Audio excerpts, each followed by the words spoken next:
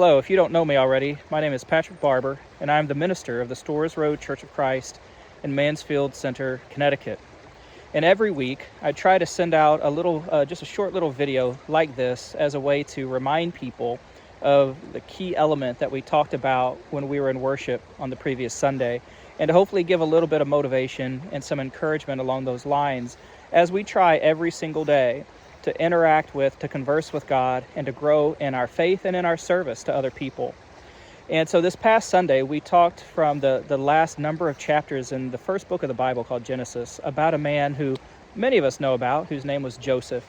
and how he endured some horrific things in his life that he sure didn't choose for himself, and went for years and years where he could have felt alone, where he could have walked away from his faith,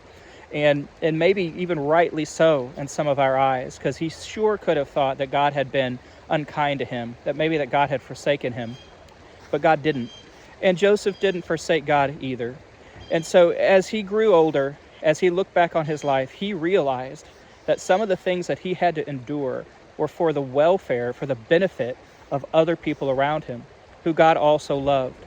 And even though he had to endure things for a long time, for years of what we would consider injustice and unfairness, he was able to hold out in faith, and God rewarded him for that. God took care of him and his children and his children's children for that. And so I want to encourage us to try to emulate that, to try to learn from that example of a faithful man who lived a long time ago in a place far away, and do the same, which is just to not give up on God, to remember that God is good and kind and loving, that he is always with us, that his love endures forever, and that even though days and weeks and months and years might even pass, when our soul feels dark and dreary, dry and alone, the reality is that God has not left us, and that God is still working in our lives, both for our benefit